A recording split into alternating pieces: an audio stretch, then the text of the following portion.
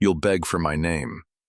The words landed on the back of Evelyn Cross's neck like a hand she had not given permission to touch her. The old brass bell above the shop door was still trembling from the way he had closed it, softly, the way a man closes a coffin. Rain slid down the front window of Cross Restorations in a slow gray sheet, and the 61-year-old patriarch who had walked into her life was standing 3 feet from the counter where her dead husband's prayer book lay open beneath the desk lamp, its cracked spine facing him like an accusation. Gabriel Bellaforte did not raise his voice. He did not have to. He simply leaned across the counter until Evelyn could smell the rain in his coat and the faint bitterness of espresso on his breath, and he said it again, slower, so she would understand. "You will beg for my name, Mrs. Cross, before this is finished." She was 35 years old, a widow of 11 months, a curvy woman in a paint-stained apron with her hair pinned up by a pencil, and she had just accused the most feared man in Boston of murdering her husband. Her hands were shaking under the counter where he could not see them. Her voice, when it came out, did not shake at all. "Get out of my shop, Mr. Bellaforte." That was the moment neither of them could ever undo. If you have ever loved someone who lied to you, or hated someone before you understood them, stay with me through the next few minutes. Tap the like button so this story reaches the people who need it, and tell me in the comments what city you're watching from tonight. Because what happens between this widow and this patriarch is going to make you question every promise you have ever kept to the dead. To understand why Gabriel Bellaforte walked into a bookbinder's shop on Salem Street at 7 in the evening on a Tuesday in October, you have to go back 48 hours, to the morning Evelyn Cross received a package she was not expecting. The courier was a boy of 19 with rain in his hair, and he would not meet her eyes. He handed her a padded envelope, made her sign a receipt that had no company logo on it, and left without waiting for a tip. Inside the envelope was a prayer book, small enough to fit in her palm, bound in cracked black leather, the pages waterlogged and warped and edged in gold that had gone the color of old teeth. She recognized the binding immediately. It was Bellaforte family work, 17th century Florentine, the kind of book that did not travel and did not appear in the mail of a woman like her. There was a note, folded twice, tucked between the end paper and the board. It was written in her husband Daniel's handwriting, and it was dated the day before he had been found in his car on the Tobin Bridge, with a single bullet in the base of his skull. The note said only 6 words. "His true name opens everything. Ev." Evelyn read those 6 words 3 times, standing in the middle of her shop in the middle of a Tuesday morning, and then she sat down on the stool behind the counter and did not move for an hour. Her coffee went cold beside her. The mailman came and went. A woman rang the bell to ask about a family album, and Evelyn heard her own voice say, from very far away, that the shop was closed today. The woman said she was sorry for the intrusion, and the door closed again, and Evelyn was alone with the 6 words in her husband's handwriting, and with the small, terrible feeling that Daniel had left her one last message, and that message was the truth she had refused, for 11 months, to look at directly. His true name. She thought she understood. Daniel had never, in 8 years, spoken the words Bellaforte, or North End, or family, in her presence without a small pause before them, and she had noticed the pauses, and she had chosen, every time, to pretend she had not. She thought his meant Gabriel Bellaforte, the patriarch her husband had sworn, on their anniversary, on his mother's grave, on the little chipped saucer they used for candle wax, that he had never worked for. His true name opens everything, which meant Daniel had known Gabriel, which meant Daniel had lied, which meant the man who had walked her down the aisle of St. Leonard's Church 8 years ago had spent the last of those years hiding a life she had never been permitted to see. And it meant, she decided in that hour on the stool, that Gabriel Bellaforte had killed him. She did not go to the police. Daniel had told her once, laughing over cheap wine on the back porch of the little house in Winthrop, that in Boston the police were just Bellaforte's slowest employees, and she had laughed with him then, and now she understood that a joke a man makes twice is not a joke. She did not go to a priest. She restored the prayer book instead. For 36 hours she worked without sleep, deacidifying the pages, coaxing the swollen gatherings apart with a bone folder and a breath, because she knew, the way a restorer knows, that Daniel had hidden something inside the paper and not on it. And on the second night, at 7 in the evening, when she had just lifted the first ghost of penciled numbers out from beneath a psalm about the shadow of death, the brass bell above the door rang, and Gabriel Bellaforte walked in out of the rain and said, "Good evening, Mrs. Cross. I believe you have something that belongs to my family." He was tall. That was the first surprise. Silver-haired, clean-shaven, in a charcoal coat that fit him the way silence fits a church. His shoes had left no prints on the wet wood floor of the entryway, which was a thing she noticed only later and could not explain. 61 years old and moving like a man who had never once in his life been afraid of a room. His eyes were the color of wet slate, and they did not blink enough. Evelyn had built a monster in her head for 11 months, and the man in front of her was not that monster. He was worse. He was quiet. She closed the prayer book with her paint-stained hand and slid it under a scrap of muslin as if that would matter. And she said, "I know what you did to my husband." Gabriel Bellaforte tilted his head the way a hawk tilts its head at something small in the grass, and he said, "No, Mrs. Cross, you do not." And then, when she called him Mr. Bellaforte for the third time, quiet and cold, refusing him the intimacy of his first name the way she would refuse a stranger a glass of water, he leaned in and whispered the words that would haunt her every night for the next 3 weeks. "You'll beg for my name." She did not flinch. That was, later, what he would remember. Not the accusation, not the paint on her apron, not even the small gold cross at her throat that she still wore for a husband she was starting to suspect had never deserved it. What he remembered was that she did not flinch. She said, "Get out." And Gabriel Bellaforte, who had not been told to get out of a room by anyone in 22 years, inclined his head 1/4 of an inch, said, "We will speak again soon," and walked out into the rain. He was still on Salem Street, 3 doors down, when the window of Cross Restorations exploded inward. Evelyn was thrown against the workbench. Glass and rain and cold October air came in together, and 2 men in dark ski masks came in behind them, moving fast, moving for the counter, moving for the book. She did the only thing her body remembered how to do. She grabbed the prayer book, wrapped it inside the muslin, and rolled under the work table with it clutched to her chest like an infant. Her elbow struck the leg of the bench and something in her arm went hot, and she did not care, because the men were already moving, and she could hear a third pair of boots on the sidewalk outside. One of the men reached under the table for her ankle.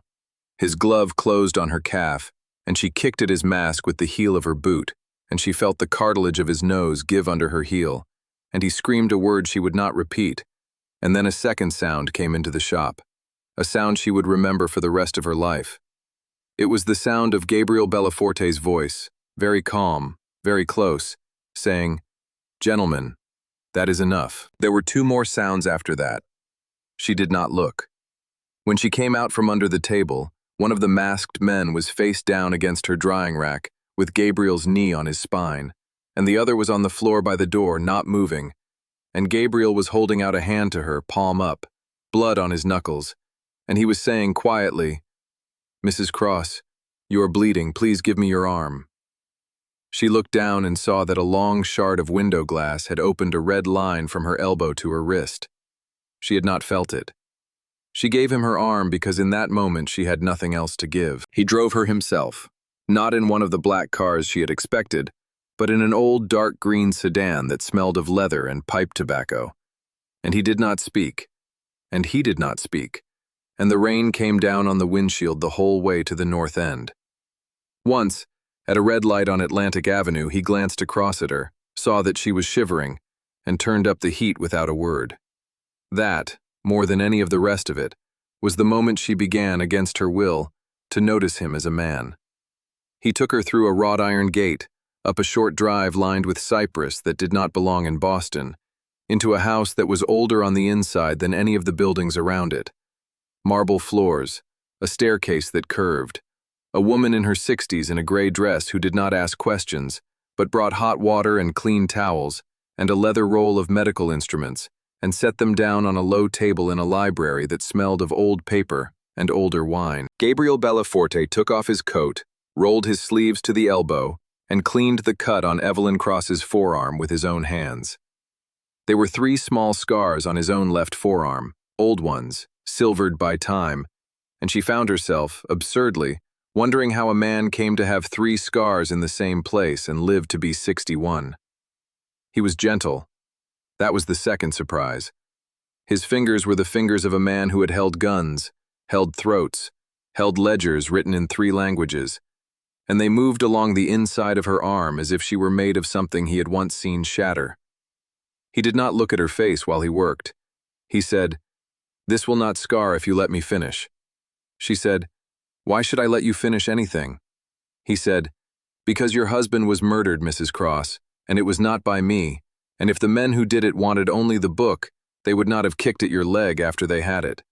They wanted you as well. That is worth knowing." She stayed. Not because she believed him, because there was nowhere else to go where the window would still be in the wall in the morning. He gave her a room at the end of a hallway with a lock on the inside of the door. He gave her the prayer book back without opening it. He said, "When you are ready to work on it, I will tell you the things about my family that you will need to know to read it. Only what you need, nothing more." He said, "Good night, Mrs. Cross," and closed the door, and Evelyn sat on the edge of a bed that was too soft, holding a book that had killed her husband, in a house that belonged to the man she had spent 11 months teaching herself to hate, and she thought, quietly, "I do not know who my husband was." She started work the next morning. Gabriel came in with coffee at 10. He set the cup at her elbow without asking how she took it, and it was exactly right, black with a single sugar, the way Daniel had never learned to make it. She looked up at him then, and he met her eyes for one honest half-second, and she understood that he had asked the woman in the gray dress, quietly, at some point before 6 in the morning, how a woman takes her coffee when she has not slept, and the woman in the gray dress had guessed correctly, and Evelyn had lost, without meaning to, another small piece of the argument she had been building against him in her head. She did not thank him. He sat across from her at the long refectory table she had claimed, and he watched her hands. Under the first restored gathering, in the margin of a prayer for the safety of travelers, she lifted out 3 lines of penciled numbers, then a 4th line that was not numbers at all, but the initials of a man neither of them recognized. Gabriel Bellaforte read the initials once, closed his eyes for exactly 2 seconds and said, "That account was closed in 1998, which means my nephew Victor reopened it, and he did it in my name." That was the first crack. If you are still with me, and if this story has already given you the small, cold feeling in your chest that says something worse is coming, take 1 second and tap the like button, because the further we go, the darker Daniel Cross's honesty is going to get, and I want to know which of you called it before Evelyn did. Over the next 8 days, Evelyn restored the prayer book from the back forward, because Daniel had trained her, without her ever noticing, to read a document from its ending. Under Compline, she found a ledger of shipments that had never been declared. Under the Litany of the Saints, she found the names of 3 men who had died in the harbor and been ruled suicides. Under the Prayer for the Dead, she found a receipt, signed by Daniel Cross, for the transfer of $240,000 from a legitimate real estate escrow into an account routed through Nassau, dated the week Daniel had brought home the down payment for the little house in Winthrop, and told her he had gotten a bonus. She sat very still with that page in her hand, and did not cry, because if she cried she was going to have to feel it, and if she felt it she was going to have to say out loud that the man she had buried had not been the man she had married. Gabriel Bellaforte was in the doorway. He had not knocked. He said, "Mrs. Cross," she said without turning, "he lied to me from the 3rd year." Gabriel said, "Yes, he knew." She said, "Did he love me?" And Gabriel Bellaforte, who had not answered a personal question in his own house in 14 years, said, "I only met your husband 4 times, and each time he spoke of you. Whatever else he did, that part was not a lie." She let out a breath she had not known she was holding, and she still did not turn around, because she did not want him to see her face when the anger she had been carrying for 11 months slipped, for the first time, 1 inch to the side. They ate that night in a small room off the kitchen with a single lamp between them. because the dining room was too much room for two people who did not yet know what they were to each other. He poured her wine. He did not drink his own. He said, "My wife died 14 years ago in June. Her name was Chiara. She had a laugh that carried across water. I have not said her name out loud in a house since the funeral." Evelyn set down her fork. She said, "Why are you telling me this?" Gabriel said, "Because you asked me yesterday whether I know what it is to be married to a ghost. I do. I have been married to one for 14 years. I would not recommend it." Evelyn Cross, widow of 11 months, felt something move in her chest that she was not ready to name, and she said, quietly, "Daniel and I had not been alone in a room together, really alone, for more than a year before he died. I told myself it was work. I told myself it was grief for his mother. I told myself many things. I do not want to tell myself things anymore." Gabriel did not reach across the table. He did not have to. He said, "Then do not." And for the first time in his own house, in 14 years, he sat with a woman until the candle burned down, and neither of them stood up to leave. The near kiss happened on the 9th night. She had been cataloging shipping receipts on the floor of the library because the table was full, and he had come in to bring her the shawl from the back of a chair because the fire was low. And he had stopped behind her and put the shawl around her shoulders, and his fingers had brushed the side of her throat where the small gold cross still hung. And Evelyn had turned her face up toward him without meaning to. He was very close. He smelled of cedar and rain and something older, something that must have been him. She could see the flecks of darker gray in his eyes. She could see the small scar under his jaw that she had not noticed before. She could see him decide. She watched Gabriel Bellaforte, the man Boston was afraid of, choose not to lean down. He straightened. He said, "Not like this, Mrs. Cross, not while you still wear his cross." And he left the room. She sat on the floor with the shawl around her shoulders and her hand at her throat, and she was, for the first time in 11 months, ashamed of nothing except how badly she had wanted him to be less honorable. The recording came out of the book on the 10th day. It was a small memory card, thin as a communion wafer, tucked inside a hollow scraped out under the leather of the backboard. Evelyn found it with the tip of her scalpel and her breath stopped in her throat. She held it up to the light without a word. Gabriel, who had been reading across the table, set down his book without looking at it. He said, "Is that what I think it is?" She said, "I do not know yet, but my husband hid it under a psalm that begins, 'The Lord is my shepherd,' so whatever it is, he wanted us to find it in the dark." They played it on a laptop in the library with the door closed. It was Daniel's voice. It was Daniel, sounding tired the way she remembered him sounding the last month of his life. He said his name, the date, and the words for the record. He said he had begun laundering money for the Bellaforte family in the 4th year of his marriage because the accountant's job at Suffolk Trust was never going to be enough, and because Evelyn had wanted a house. He said he had told himself for 3 years that it was clean money moving through dirty channels. He said in the last year he had discovered that killings were being ordered under Gabriel Bellaforte's name that Gabriel had not ordered. He said Victor Bellaforte had begun forging his uncle's authorization on paper transfers, then on people. Daniel had recorded 3 of them. His voice, on the recording, cracked on the last one. He said, "My wife's name is Evelyn Cross. She does not know any of this. If this recording ever plays, it means I did not come home. Tell her I was trying to become a man she could still have loved." Then the recording ended. Evelyn did not move. Gabriel closed the laptop very quietly, the way he closed doors, and he waited. She said, "Victor." Gabriel said, "My nephew, my brother's son. He has been running my name against me for at least 4 years. He killed your husband because your husband was going to bring the ledger to me. Not to the police, to me. He knew I would have believed him." Evelyn said, "Would you have?" Gabriel said, "Yes." She said, "Then I have hated the wrong man for 11 months. Gabriel said, "You were not wrong to hate. You were only wrong about the name." She stood up. She walked around the table.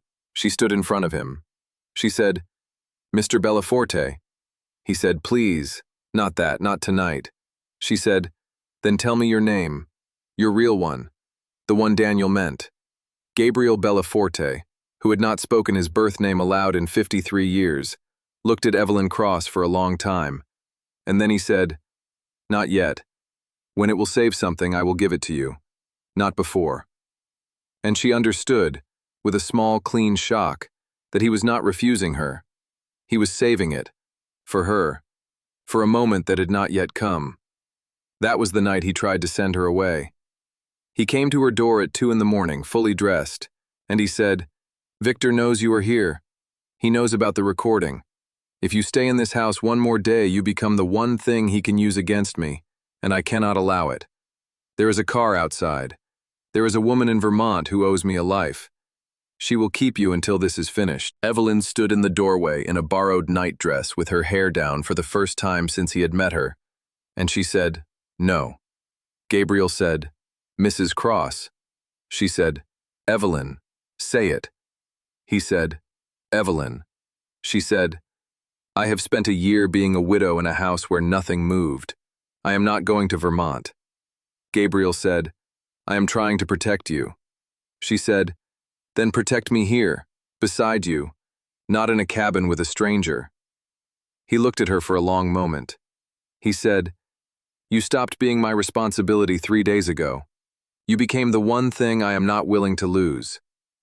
And Evelyn Cross, who had come into his house hating him, closed the door with him on her side of it, and neither of them slept, and neither of them touched, and by morning something had been decided that neither of them yet had the words for. If you were in Evelyn's place, standing in that doorway, would you have let him send you to Vermont? Or would you have stayed and made him keep you close enough to see the danger coming?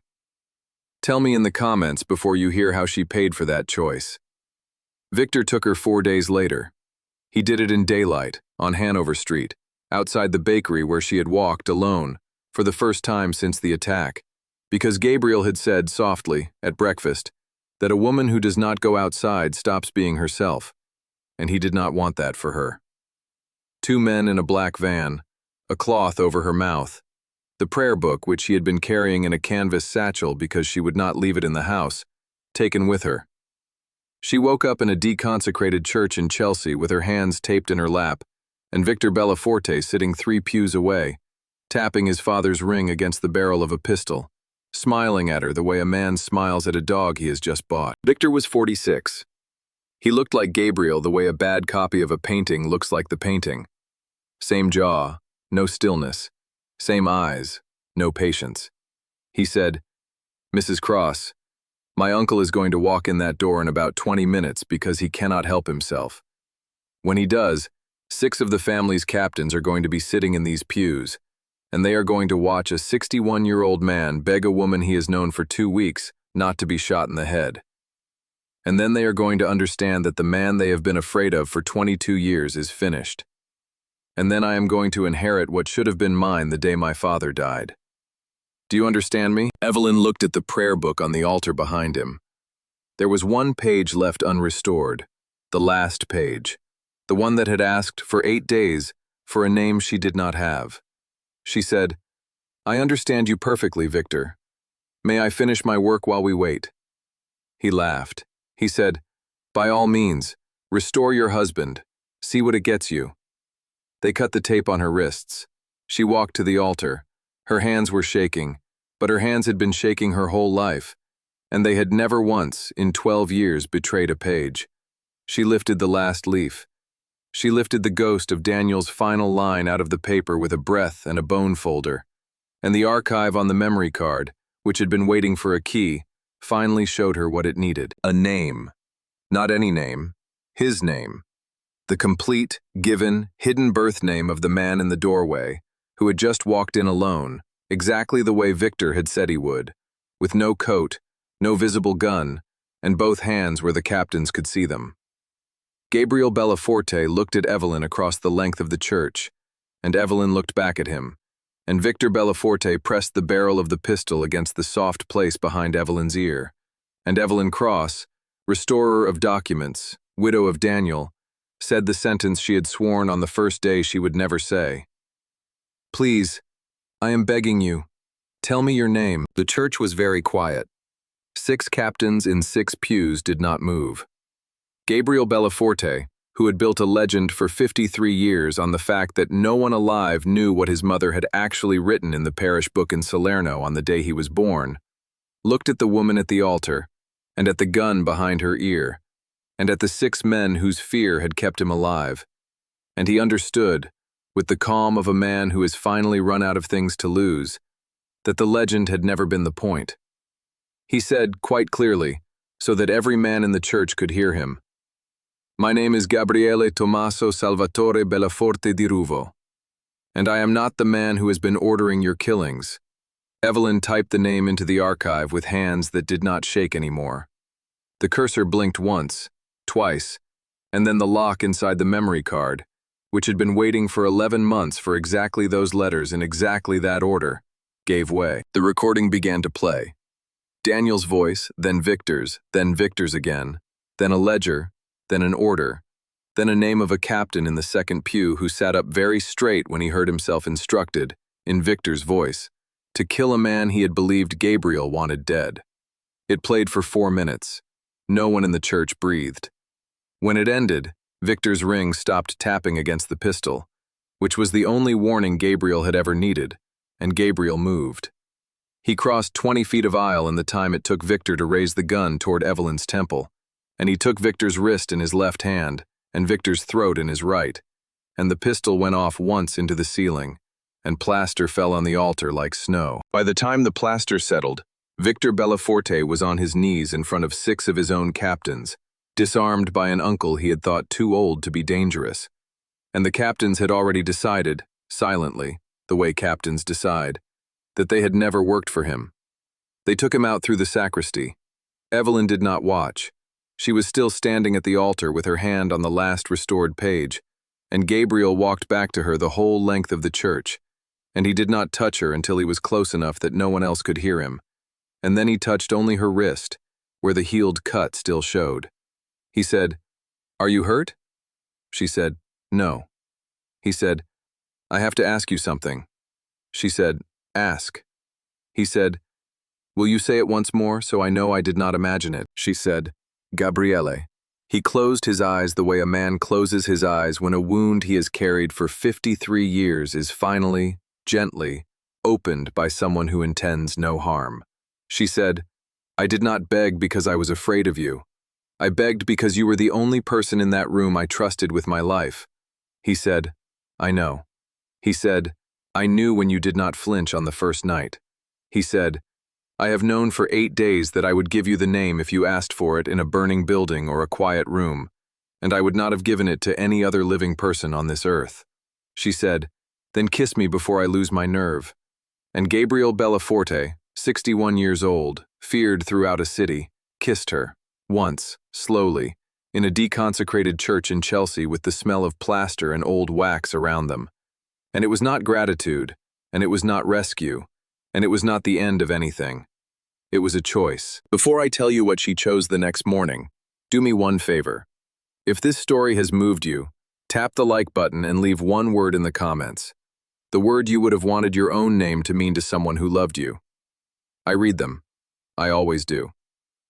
She left him the next morning, not because she did not love him, because she did, and because she had been a woman who lived in another man's house for 8 years and had lost herself inside it by inches, and she was not going to walk from Daniel's silence into Gabriel's protection and call the trade a life.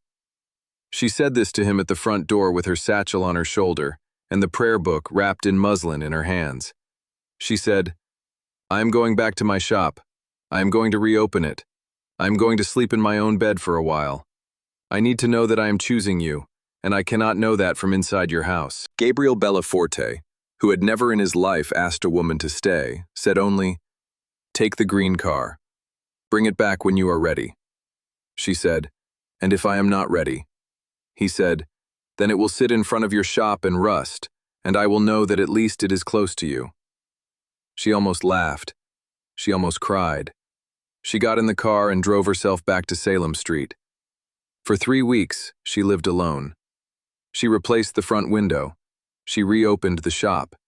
She took in a family Bible from a woman in Medford whose grandmother had died, and she restored a marriage certificate for a man in Southie whose mother had lost hers in a fire. And she did honest work with her hands from 8 in the morning until 8 at night. And every night, at 8, she made 2 cups of coffee out of habit before she remembered. And every night she poured the second one down the sink. And every night she stood in her kitchen with her hand on the counter and thought, "This is what independence tastes like." And I did not remember it tasting this thin. Gabriel did not call. That was, later, what she loved him for most. He did not send flowers. He did not send men. He did not send apologies. He sent, once, a small brown envelope with a single item inside it. It was the last page of Daniel's prayer book, cleaned, mounted, framed under museum glass, with the last restored line visible, and beneath it, in Gabriel's own handwriting, one sentence. "You gave him back to himself. Thank you." She hung it above her workbench and she cried for an hour, quietly, for the first time in a year, for Daniel, and for the marriage that had been better in some rooms than she had let herself remember, and for the man in the North End who had understood, without being told, that she needed to grieve her husband honestly before she could love anyone else honestly. She went back on a Sunday in November, in a rainstorm that was almost exactly the rain of the first night. She drove the green sedan through the wrought iron gate and up the cypress drive, and she carried one small suitcase up the steps, and she rang the bell like a stranger. The woman in the gray dress opened the door and did not say a word, only smiled, once, a smile Evelyn had never seen on her before, and stepped aside. Gabriel was in the library. He stood up when he saw her. He looked, for the first time since she had met him, uncertain. He said, "Are you here because you need protection?" She set down the suitcase. She said, "No, I am here because I have spent 3 weeks proving to myself that I can live without you, and I can. I simply do not want to. I would rather build a life with you than prove a point without you." He crossed the room. He did not touch her yet. He said, "I slept in this room for the first 2 weeks. The house was too quiet upstairs." She said, "I made 2 cups of coffee every night." He said, "I know, I did too." She almost laughed again. She said, "Gabriele." He said, "Say it once more." She said, "Gabriele, come here." And he did. They did not marry that year. They did not need to. She kept her shop and her name and her key to her own apartment above it, which she went back to 2 nights a week because she was still Evelyn Cross, and she was going to stay Evelyn Cross. And he kept his house and his captains, and the quiet business of dismantling, one paper at a time, everything Victor had built under his signature. But the green sedan was in front of Cross Restorations on the nights she was there, and the light in the North End Library was on the nights she was not, and on the nights they were together, which were most nights, they read in the same room and slept in the same bed, and made coffee in the same kitchen, and neither of them, ever again, poured the second cup down the sink. On a night in the following spring, 6 months to the day from the night the window had exploded inward, Evelyn sat up in bed beside him with a novel open on her lap, and did not turn the page for a long time. Gabriel looked over the top of his own book. He said, "What?" She closed the novel. She rested her cheek against his shoulder. She said, "I am not going to read tonight. I would rather listen to the man than read about a legend." Gabriel Bellaforte, who had built the legend and buried the man for 53 years, set his book on the nightstand and pulled her closer.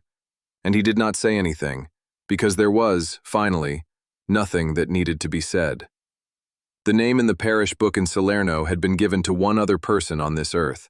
She was lying against his chest. She was breathing evenly. She was home. And so, at last, quietly, without the city knowing and without a legend to protect him, was he.